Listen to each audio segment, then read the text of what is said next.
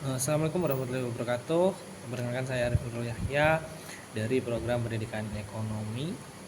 Di sini saya ingin mempresentasikan terkait tugas dari dosen Bu Alifta Lutfia Zahra, yaitu terkait dengan beberapa perusahaan yang pernah mengalami masalah dengan ekonomi digital. Seperti yang kita tahu sendiri, ekonomi digital merupakan fenomena yang beberapa tahun terakhir muncul terkait dengan aspek-aspek mikro, makro, dan teori organisasi dan administrasi. Fakta ini akan menjelaskan perkembangan dan pertumbuhan beberapa dekade yang akan datang. Dari kejadian ini yang berhasil diidentifikasi pertama kalinya adalah aktivitas e-commerce atau beberapa perusahaan dan individu, distribusi digital, barang dan jasa, dukungan pada penjualan, terutama sistem dan jasa yang menggunakan internet. Di Indonesia, transaksi digital dari tahun ke tahun semakin berkembang. Hal ini membuktikan bahwa negara ini ikut bersaing dalam dunia baru ini. Economist Intelligence Unit merilis negara berdasarkan perkembangan perekonomian suatu negara. Nah, di Indonesia sendiri menempati urutan ke-65 dari 70 negara. McKinsey dalam laporan bertajuk Unlocking Indonesian Digital Opportunity juga menyebutkan peralihan ke ranah digital akan meningkatkan pertumbuhan ekonomi hingga 150 miliar US dollar pada 2025. Laporan itu menyatakan pula 73% penggunaan internet di sini mengakses internet melalui perangkat seluler. Nah, kejadian yang termasuk kategori luar biasa itu sendiri berkembang pesat, salah satunya karena timbulnya e-commerce di Indonesia yang akan meningkat terlebih lagi dengan upaya pemerintah yang memperluas akses internet bagi masyarakat, terlebih lagi dengan upaya pemerintah yang terus memperluas akses internet bagi masyarakat yang akan mempermudah akses konsumen untuk lebih memenuhi kebutuhannya. Jumlah pembeli dan transaksi jual beli online akan terus meningkat hingga 5 tahun ke depan.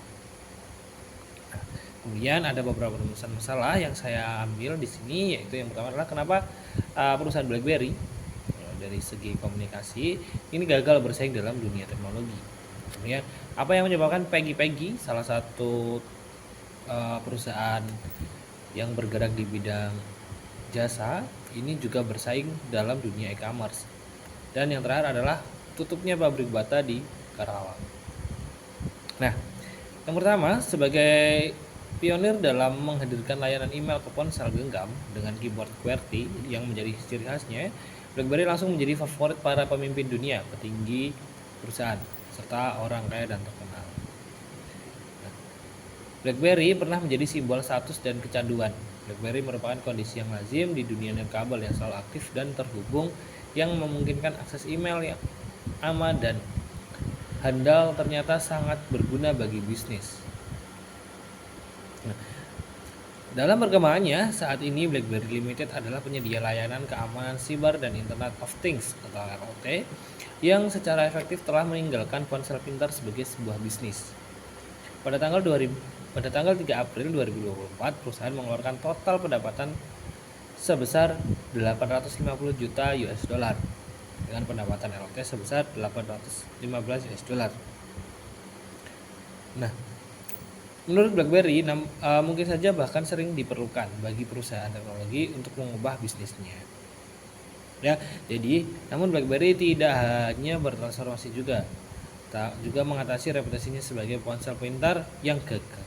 Karena dilihat dari beberapa dekade terakhir atau perkembangan dari sisi teknologi dari para pesaing dari BlackBerry ini memang berkembang sangat pesat. Sedangkan BlackBerry hampir sama seperti dengan Nokia, dari BlackBerry ini belum mampu atau belum bisa untuk mengikuti perkembangan zaman yang dari awalnya hanya begitu-begitu saja, akhirnya sekarang lebih condong untuk yang lebih taktis. Contohnya dari BlackBerry ini belum menggunakan sistem Android ataupun iOS. Jadi sistem dari sebuah gadget dari BlackBerry-nya sendiri ini memang tidak bisa bersaing di era digital ini. Ini yang menyebabkan bahwa BlackBerry ini memang kurang atau gagal dalam bersaing di era digital sekarang.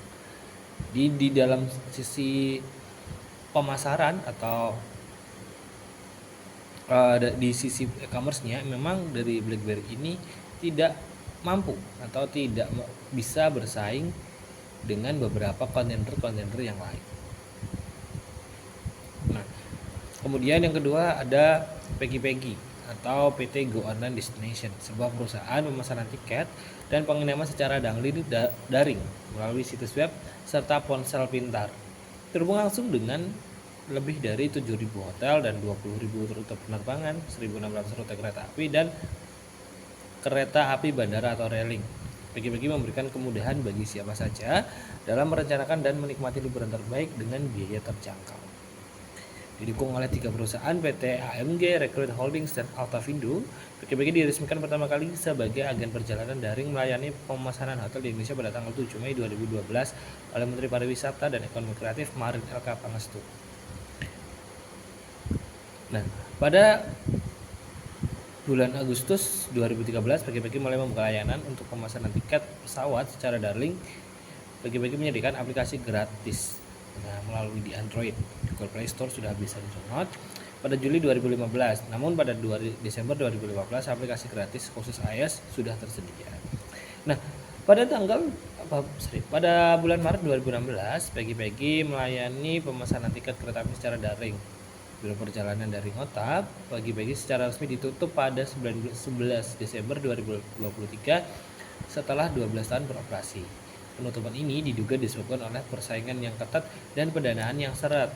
Faktor pendanaan yang menipis adalah momok bagi perusahaan startup, baik skala nasional maupun global.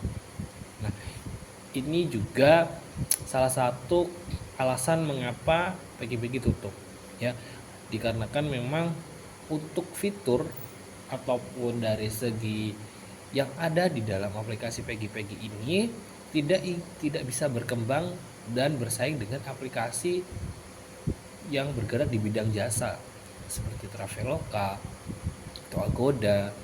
Nah, dari Peggy sendiri ini tidak memberikan inovasi ataupun kreasi yang baru untuk para konsumennya, sehingga memang dari segi kreativitas ini memang kurang. Jadi untuk penikmatnya juga atau penggunanya memang agak berkurang, begitu. Dan yang terakhir adalah dari pabrik bata, ya. Bata terdaftar di Zlin, Czechoslovakia atas 2 nama bersaudara Thomas, Anna, dan Antonin Bata. Nah, perusahaan sepatu milik keluarga ini mengoperasikan 4 unit bisnis internasional: Bata Eropa, Asia Pasifik, Afrika, Amerika Latin, dan Amerika Utara. Di Indonesia, pengoperasian penjualan sepatu Bata dijalankan oleh PT Sepatu Bata Tbk. Pabrik perusahaan ini pertama kali berdiri pada tahun 1939. Berdasarkan Akta Notaris Adrian Hendrik van Ophuijsen nomor 64. Dan saat ini berada di 2 tempat, di Kalibata dan di Medan. Keduanya menghasilkan 7 juta pasang alas kaki dalam setahun, yang terdiri dari 400 model sepatu sandal dan sandal yang baik yang terbuat dari kulit karet maupun plastik. Ya, Bata menjual para penyalur khusus dengan sistem konsinvasi. Status penyalur tersebut diubah pada 1 Januari 1978. Saat ini dagang Bata dibedakan kepada PT Sepatu Bata menjadi perusahaan penanaman modal PMDN. Kalau dilihat dari segi histori, memang sepatu Bata ini menjadi salah satu primadona pada awal tahun 2010-an. Namun seiring berkembangnya dari dunia industri, ya, dunia industri ini memang sangat ketat, apalagi dari segi fashion. Sedangkan Bata ini belum berani untuk meningkatkan kreativitas dari segi model, bahan, atau beberapa ide-ide yang memang sudah dijalankan oleh beberapa produk seperti Carrefour, Omnipet, segala dan beberapa yang lainnya. Bata ini memang belum bisa mengikuti dari era perkembangan yang sudah ada. Inilah alasan mengapa dari pabrik Bata yang ada di Karawang akhirnya tutup, gitu.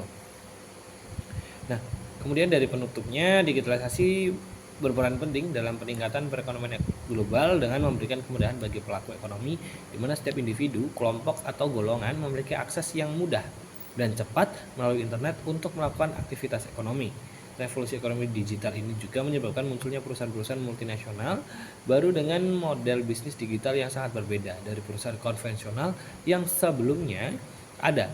Nah, dampak dari persaingan digitalisasi yang membuat mau tidak mau para pemilik perusahaan harus berani untuk grow up, terkait perkembangan teknologi yang semakin maju. Perusahaan juga harus bisa melihat peluang yang ada untuk pengembangan usaha yang sudah ada dan bisa mengikuti alur yang sudah terjadi. Harapannya memang bisa membuka lapangan pekerjaan baru serta memberikan kenyamanan produk bagi konsumen. Ide kreatif dan beberapa terobosan baru juga diperlukan untuk menghadapi perkembangan teknologi yang ada. Konsistensi juga menjadi hal penting dalam menjalankan sebuah usaha serta memiliki tim yang kuat dalam sebuah perusahaan untuk memajukan visi misi perusahaan akan menjadi fondasi penting dalam menjalankan roda pemasaran dalam sebuah perusahaan. Begitu saja dari saya, terima kasih. Wassalamualaikum warahmatullahi wabarakatuh.